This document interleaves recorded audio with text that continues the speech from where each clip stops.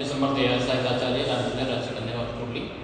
आज हम 1982 के साम्यवादी चीन के संविधान की मुख्य विशेषताओं के बारे में अध्ययन करेंगे। जैसा कि प्रत्येक राष्ट्र का अपना विधान होता है, जिसके अनुसार उस देश के शासन का संचालन किया जाता है, जो देश का सर्वोच्च कानून होता है, जिसका निर्माण प्राय देश की जनता के द्वारा या एक संविधान निर्माता के द्वारा किया जाता है। लेकिन कानून बनाना कोई इतना आसान कार्य नहीं होता है, इसलिए संविधान बनाने के लिए एक संविधान निर्मात्री या कानून बनाने समिति का गठन किया जाता है। तो जिस प्रकार से संयुक्त राज्य अमेरिका के संविधान का निर्माण 1787 सम्मेलन के द्वारा किया गया, उसी प्रकार से साम्यवादी चीन के संविधान की भी अपनी बहुत सारी विशेषताएं हैं, जिनका वर्णन अग्राम के निबंध में किया जा सकता है। पहली विशेषता की बात की जाती है संक्षिप्त संविधान।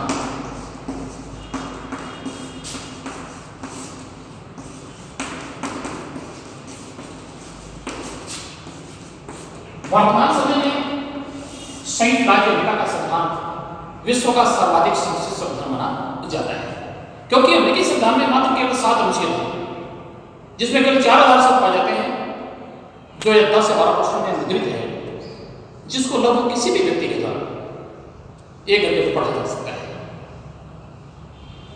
पहली बार 1975 में साम्यवादी चीन में इस प्रकार के संविधान को संशोधित करते हुए लागू किया गया।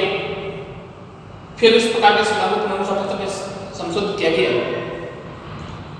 कहना यह है कि साम्यवादी चीन या जर्मनी कांग्रेस का नया जो संविधान है, जिस 1982 में लागू किया गया है, यह संविधान 1975 और 1968 के संविधान की तुलना में काफी व्यापक है। लेकिन विश्व के अन्य देशों के संविधानों की तुलना में यह संक्षिप्त भी माना जाता है। इस संविधान में मात्र 138 अनुच्छेद पाए जाते हैं। इस संविधान में एक प्रस्तावना भी जुड़ी हुई है, जिसमें साम्यवादी चीन के ऐतिहासिक विकास के अनुभव का विवरण मिलता है। कहने का यह है कि मात्र इसमें 138 अनुच्छेद पाए जाते हैं, तो अमेरिकी संविधान की भांति साम्यवादी चीन का नया संविधान भी संक्षिप्त संविधान माना जाता है। दूसरी विशेषता की बात की जाती है निर्मित एवं लिखित संविधान।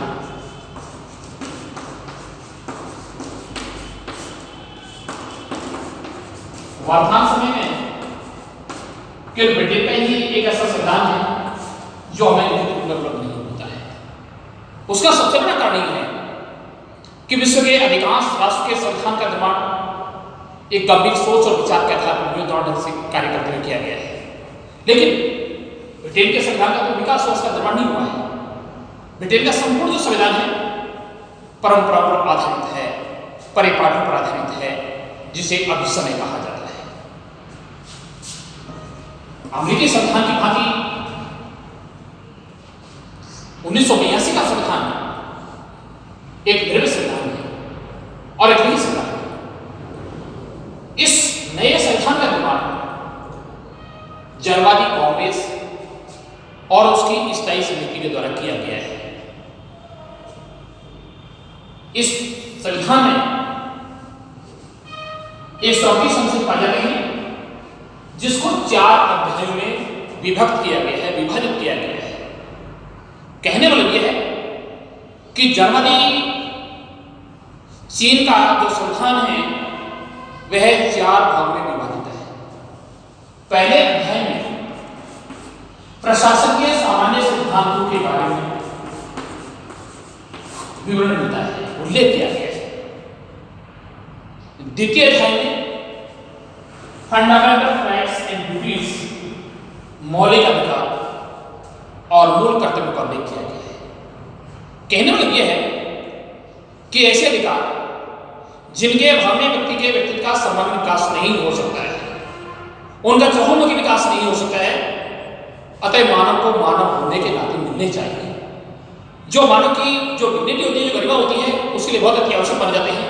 इस प्रकार के अधिकार मौलिक अधिकार कहलाते हैं। यद्यपि अमेरिकी संविधान के द्वारा सबसे पहले मौलिक अधिकारों की अवधारणा को लागू किए गए।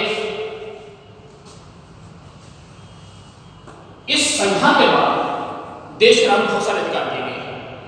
आर्थिक स्वतंत्रता दी गई है, विचार अभिव्यक्ति की स्वतंत्रता दी गई है, राजनीतिक स्वतंत्रता दी गई है, आजीविका कमाने की स्वतंत्रता दी गई है। ये बहुत सारे प्रकार के अधिकार दिए गए हैं। तीसरा अध्याय जो है राज्य की संरचना का उल्लेख होता है, अर्थात तीसरे अध्याय में सरकार के 3 अंग होते हैं। सामान्यतः सरकार के 3 अंग होते हैं, के कार्यपालिका और न्यायपालिका।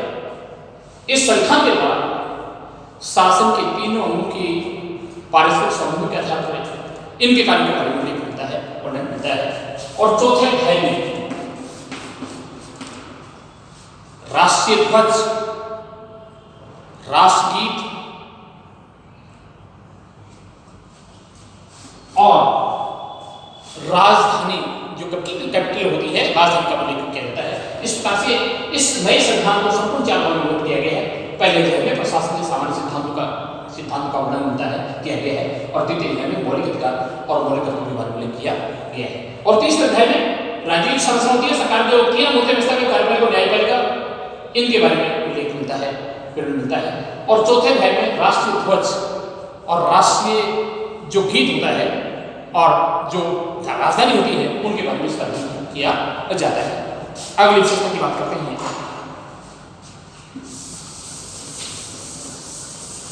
तीसरी विशेषता लोकतांत्रिक तानाशाही आधारित संविधान।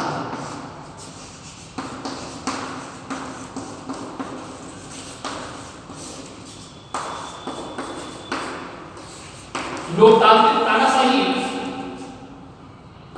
का आशय ये होता है कि जनता को, नागरिकों को राजकीय कार्यों में भाग लेने का पूरा अधिकार होता है। इसलिए जनता के द्वारा सरकारी कर्मचारियों के कार्यों पर निगरानी रखने का भी उन्हें अधिकार होता है।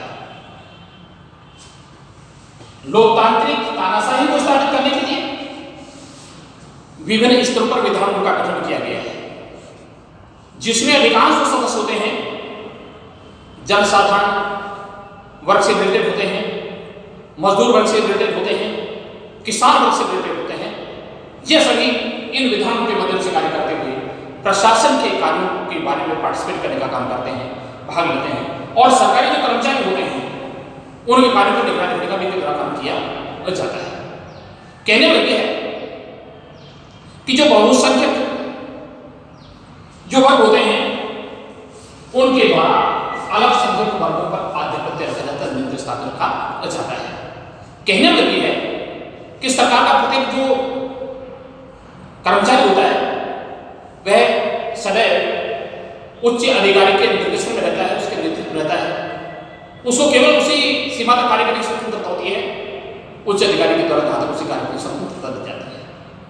इसलिए लोकतांत्रिक केंद्र का मतलब यही है कि जनता को, देश की जनता को, नागरिक को प्रशासन के कार्य में भाग लेने का पूरा अधिकार होता है, सरकारी कर्मचारियों के कार्यों पर निगरानी रखने का पूरा अधिकार होता है।